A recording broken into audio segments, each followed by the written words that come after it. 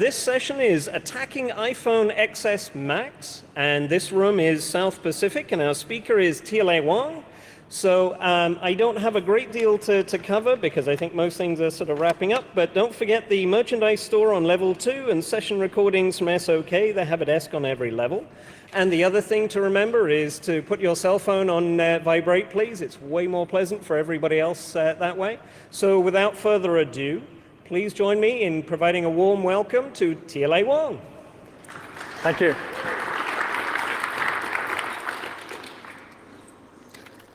Thank you. Thank you so much for coming to my second talk this year. And the title is Attacking iPhone XS Max. The work is about how we jailbreak the iPhone XS Max last year. The work was done by me and Hao Xu. And we are the members of Team Pangu. We did release jailbreak tools in the past for many times.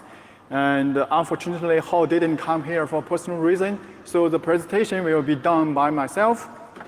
And this is the outline of the talk. And first, I'm going to introduce a kernel bug in the Unix domain socket in XNU kernel.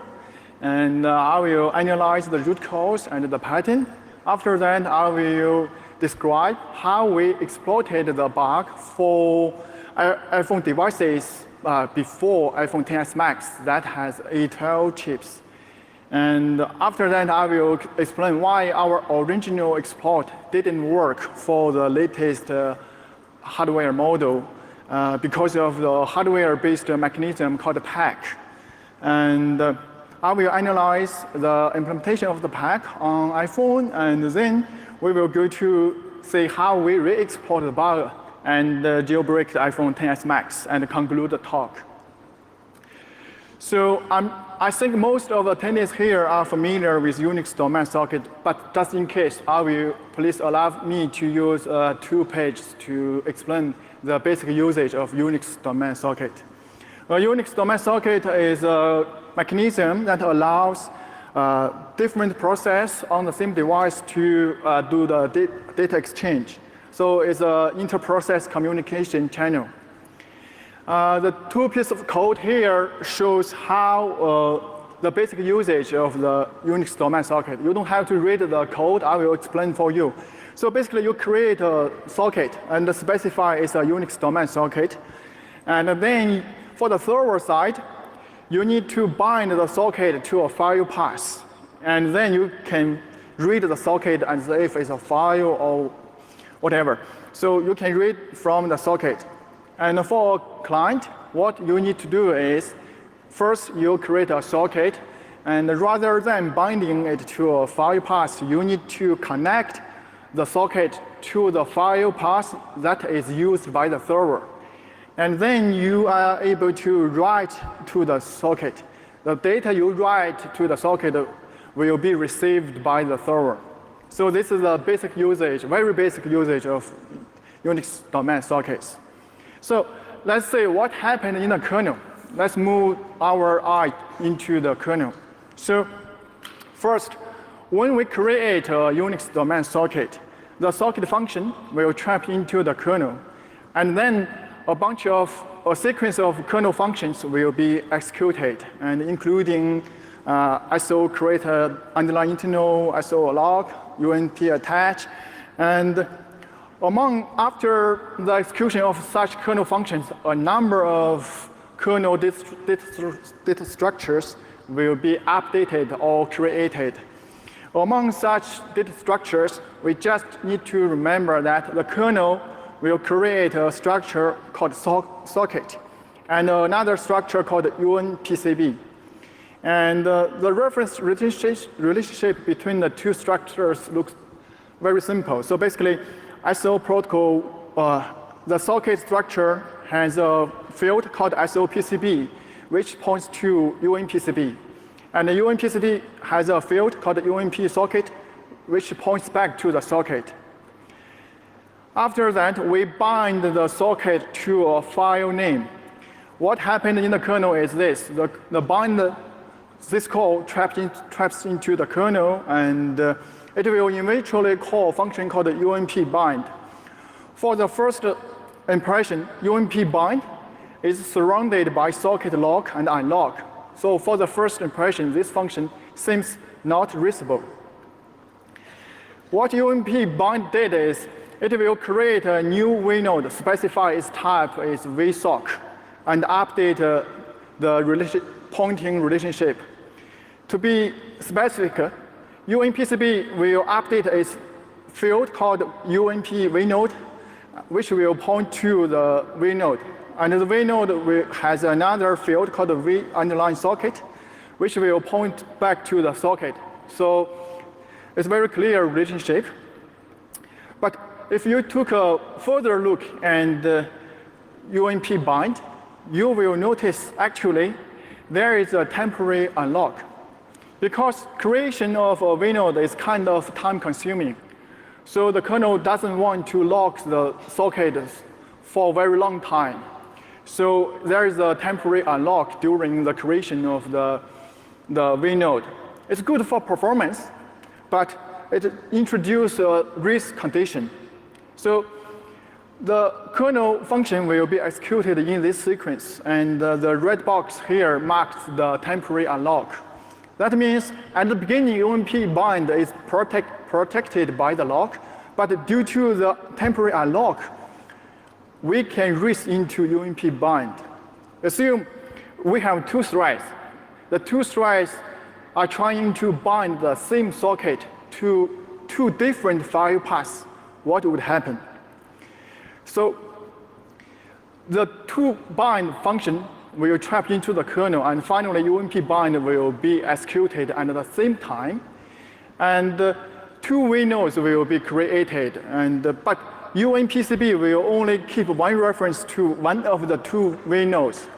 But the two V nodes will both have a pointer pointing back to the socket. So at this moment, nothing wrong. So there's no panic, no memory corruption, just the two V nodes, they are holding the same pointer. Now, let's say we don't care about read. What happens if we close the socket? The close traps into the kernel, and finally it will go to SO close. SO close will clean up the memory, and the socket will be freed, and the UMPCB will be freed. One of the V nodes will be cleaned, so the pointer will be cleaned, clear to be 0. But there's another V node. There's no reference to this V node. So this V node is still holding the pointer, pointing back to a freed memory. So after we close the socket, okay, at this moment, nothing wrong. So there's no panic, no memory corruption. But we can trigger a use after free, or UAF, by connecting to the two file paths. If we call connect another socket to the two different file paths, because we don't know which file path is holding the dangling pointer. So we can connect twice. Connect kernel function is complicated, but it eventually will go to a function called UMP connect. And what UMP connect do is this. It will try to look up the V node by the file name. If the V node is there, it will confirm that the V node, the type is VSoC. If it's a VSoC, it will try to fetch access its member VSocket. And then the VSocket will be passed into a function called socket lock.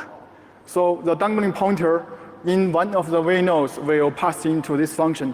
It's a typical UAF.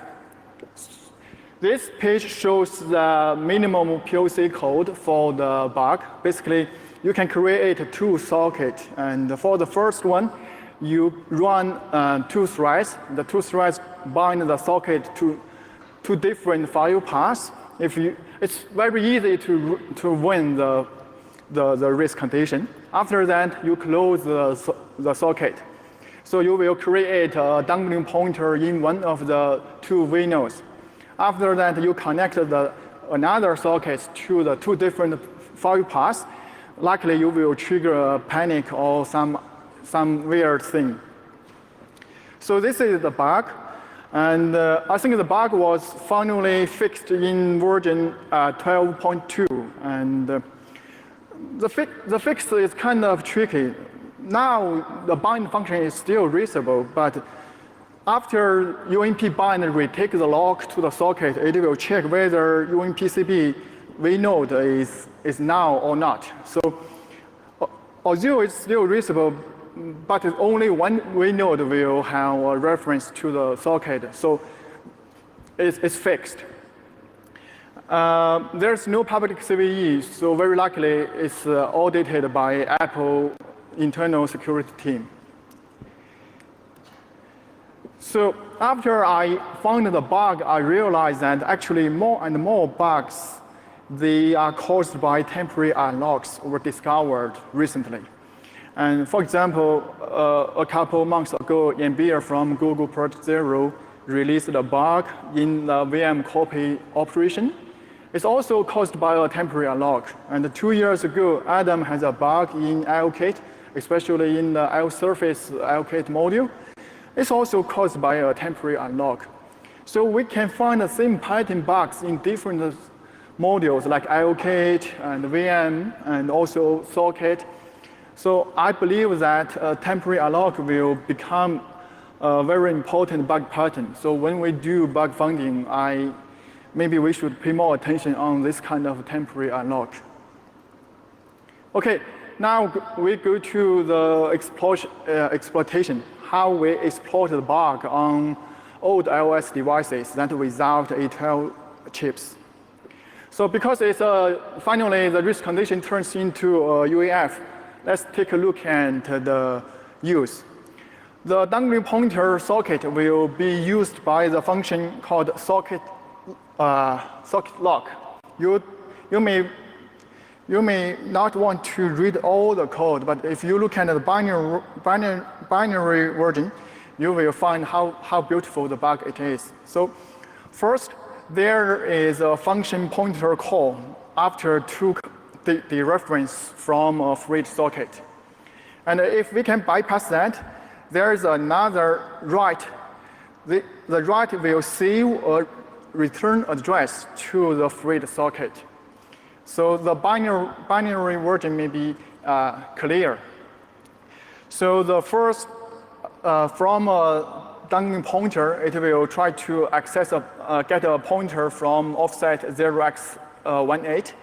And from that pointer, it will get another function pointer from offset 0x68 and make a function call if it's not 0. If we can avoid this function call, and the second red box, you will see a return address is saved to the freed socket. So the exploitation is kind of straightforward. So we create a number of sockets. And for one of them, we don't have to know which one, but just one of them, we can exploit the risk condition in UMP byte, and we can create two V nodes, one of the V nodes holding a dangling pointer to the socket. And then of course, we close the socket. The socket is freed, but one of the V nodes still has a dangling pointer. After that, we close all the sockets we created, and we trigger the Zoom garbage collection. So all the memory will be reclaimed by the kernel. After that, we can spray a lot of controllable data like OS data buffer or pipe buffer, whatever you like. So we call them fixed sockets. And we make sure that the offset 0x18 in the fixed sockets point to a fixed or leaked heap address. So how to get the heap address? First, in my opinion, heap address leaks are not very hard on iOS, so you can use some info leak bugs, or you can just do some very simple spray, and then occupying a fixed heap address is very, very likely. So basically, you have many ways to get that fixed address.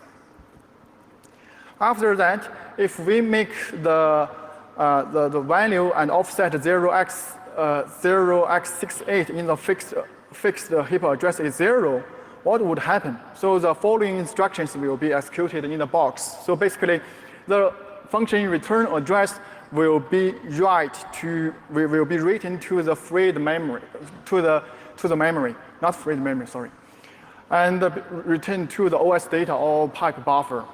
We can retrieve such data back, and then KASR is bypassed.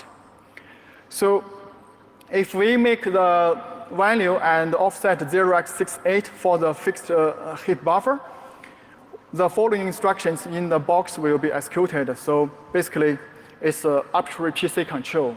So the rest work for jailbreak is we just chain ROP gadgets, ROP gadgets. So it's easy because a lot of work already done that. But after we got the new device, that is iPhone XS Max with A12 chips, we run our exploit. We found it didn't work. To be accurate, for the minimum POC that trigger a panic, we run it on the device. Okay, it can trigger the panic. That means the bug was there. And we adjust our exploit a little bit, and we got the info leak first. Okay, so everything seems okay. But when we try to hijack the control flow, we got some trouble.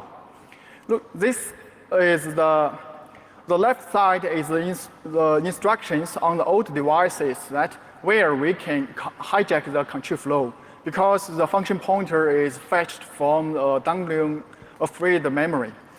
Finally, there's instruction called the BRR X8. So if we can control X8, basically the BRR will jump to our target and we can successfully hijack the control flow. But for the new devices that has A12 devices, for the same source code, it will generate a new instruction called a BRRAAZ. What's that? So we will trigger a panic during the BRRAAZ. That is because a new mechanism called PAC was introduced in the new iOS device. So when I submit this proposal to Black Hat, few work publicly discussed PAC and discussed its effectiveness. But look at this page. Now, so many excellent research and disclosure. And just a couple hours ago, Apple had a talk in the same room, on the same stage, discussed PAC's implementation. So I won't go much details here. We will go through some high-level idea and see how effective it is. So PAC was introduced in v8.3. It's a hardware-based solution for pointer integrity. To me, the high-level idea is this. Given a pointer, no matter it's a kernel pointer or a user space pointer, if you look at the high bits, it's either all ones or all zeros. Because all ones means it's a kernel pointer, all zeros means it's a user space pointer. Apparently, you don't have to use so many bits to indicate it's a kernel pointer or user space pointer. So how to leverage such unused bits to protect the integrity of a pointer? That's the initial intuition of PAC. So given a pointer, I think only the lower 39 bits could be used to finding the real physical address. The high 25 bits are kind of unused. So on A12 device, there is a new set of instructions called PAC instructions, which will calculate a secure hash of the given pointer. It will calculate a hash value based according to a context or called a modifier and a set of secret keys.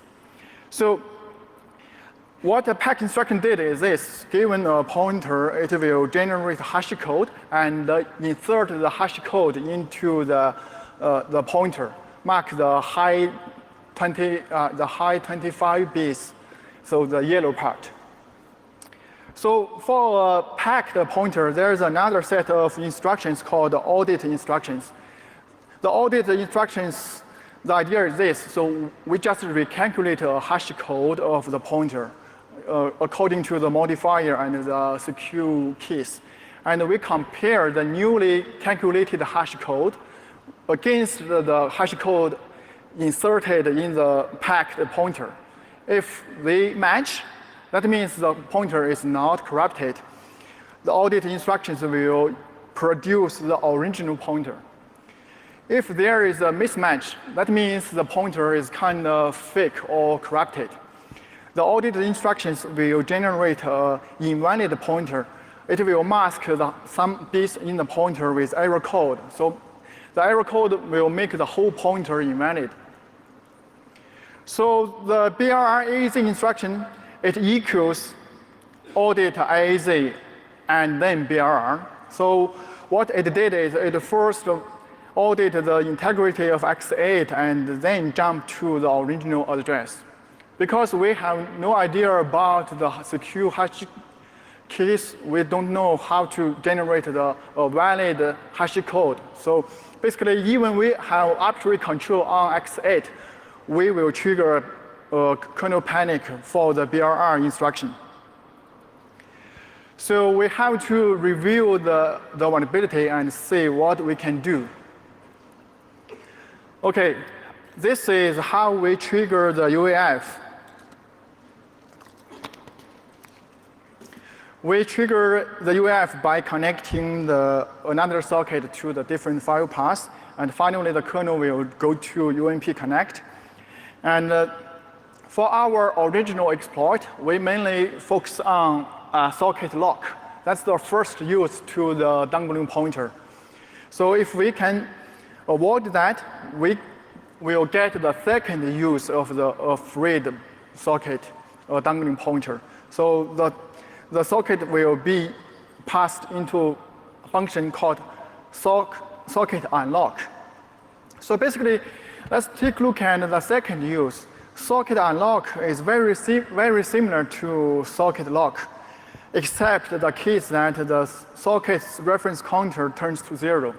Yes, socket is also maintained by reference counter. So what would happen if the reference counter turns to 0? We review the code, finally we find socket unlock will finally go to key free. Okay, we have a way to make a risk condition into a UAF, and based on that UAF, we got a chance to make a double free. So this is our new exploitation strategy. First, again, with the same, we create a number of sockets.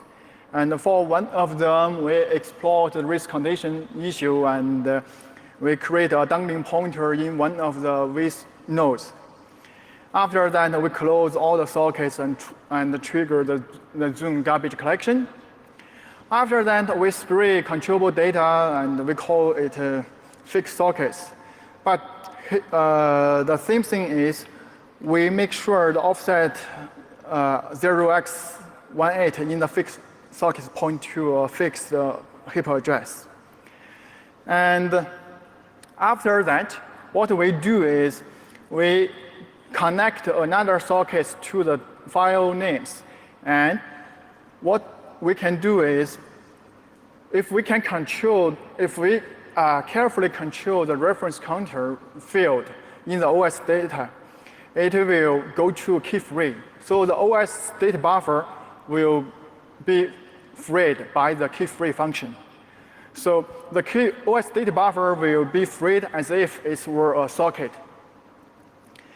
Then we spray again, but this time we spray a number of OOL out of line ports descriptors via mark message. It's also a very typical exploiting technique by current jailbreak tools. And the purpose is we want to occupy the freed OS data buffer with OOL post buffer. After that, we free all the OS data, and so all the OS data buffer are freed. One of the OS data buffer actually now is OOL post buffer. So the OOL post buffer will be freed as if it's an OS data buffer. After that, we can spray a number of OS data again. This time, our purpose is that our new OS data buffer will occupy the freed OOL post buffer. And this time, we can refill the pointer refill the value in the OS data buffer pointing to a fake port structure. So what we do now is we just receive all the MAC message, and then we will gain a send write to a fake object, to a fake port. It's all, yes, as I said earlier, it's a very typical exploitation technique now.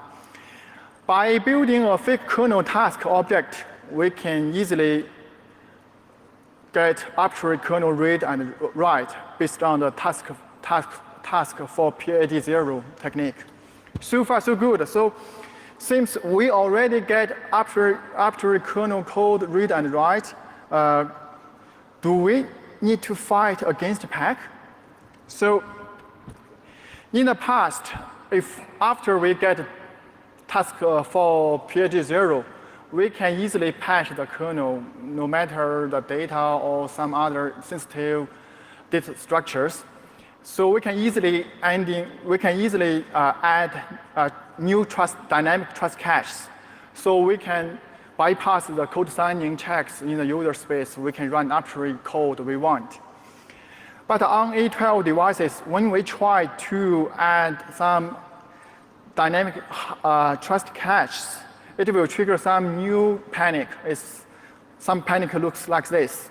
So apparently, besides PAC, Apple has some other mitigations on A12 devices. So we analyze the kernel, we find some new kernel segments are ended. And if you went to Apple's talk a couple hours ago, it's called APR. So a lot of PPL segments introduced, and there's a segment called the PPL text. It contains a lot of code, the code for PMAP related functions, code signature related functions, as well as trust cache related functions. But the question is, the code in this segment is not executable unless a special register is set to some special value. So the only entry point to set this special register is some code in PPL tramp segment. So the code in this segment is used to dispatch calls to function PPL text. Okay, let me explain this. So based on task for PAD0's write capacity, in the past, before iPhone 7, we are able to write anywhere for a kernel image, like including the code segment and all the data segments. But since iPhone 7, a mechanism called TTRR was introduced, and you may already know that from Apple's talk. So the code segment is protected by the memory MMU controller. So what we can do is we can only patch the data segments. But on iPhone XS, after APRR was introduced, some special data segment called PPL data can only be written by the code inside the PPL text. So even we have TFP0, we can only have limited write capacity for some kernel data. So to add some new dynamic trust cache, we want code execution in the kernel. So we begin to look for unprotected control flow transfer points, and we reviewed a lot of points like indirect function calls, context switches, interrupt handlers, and I strongly refer you to Brandon's work, a study in PAC, which was published in MOSAC this year, and he proposed so many ways to bypass PAC. And so for us, what we did is, after we review these control flow transfer points, a special function called thread exception return jumps to our eyes. Thread exception return is used to return a thread from the kernel to user mode. And there is special instruction called e-return or exception return. This instruction is supposed to transfer a thread which trapped into the kernel back to the user mode. So when e-return is executed, the CPU will restore P state from SPSR and branch to the target by ELR register. If you look at the binary code, you will find actually the two registers will be set by X0 and X1. And both X0 and X1, actually, they are read from kernel memory. So if we can control the two memory loads, we are able to control e-return. We can force the e-return jump to arbitrary kernel address in the kernel rather than back to the user space. By the way, the same trick was used by Bear for his kernel, iOS kernel debugger. But there is a special function before e-return. We don't know its name, but according to the panic string, we name it a GOP detector. What this function does is, I think it's supposed to check the integrity of the saved thread context. At the beginning, we thought, oh, there's no chance. But my friend told me, okay, something's wrong here. After compare the newly calculated hash code compare it with the one stored in the context, even they are mismatching, nothing's wrong. After the compare instruction, it's just a return.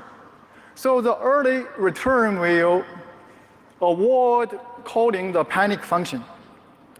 So what we can do, we can make a thread trapped into the kernel. Like we can make a thread receiving some MAC message, so it will trap into kernel. And then, based on the task for PID0, we are able to change the saved thread context, especially ELR EL1 and SPR EL1. And after that, we can send a message to that thread. After receiving that kernel message, the thread is supposed to return to the user space. But when the e-return instruction is executed, we got a chance to gain arbitrary code execution. So what we do is, we can make the e-return jump into a special function. The index is 0x25 in the PPL tramp, which will load trust cache as if the kernel is loading a trust cache. So we are able to add our trust cache, and we got SSH environment on iPhone XS Max, and thanks for the Bear environment. Okay, this is the fix. The fix is so easy. After the compare, you should dump, right? You shouldn't just return. Okay, the conclusion. So first, for the bug part, we believe that the temporary unlock is becoming a very important bug pattern. So when we do source code level or binary level auditing, we should pay more attention on this kind of pattern. And Apple's new mitigation, PAC and PPL, they are great. And the combination of the two mechanisms made a lot of trouble for us. But I don't think it will end the memory corruption war. And more importantly, a good design needs a very good and complete implementation. Any trivial bugs may lead to a total bypass for the whole design. Okay, thank you. I'm happy to answer your questions.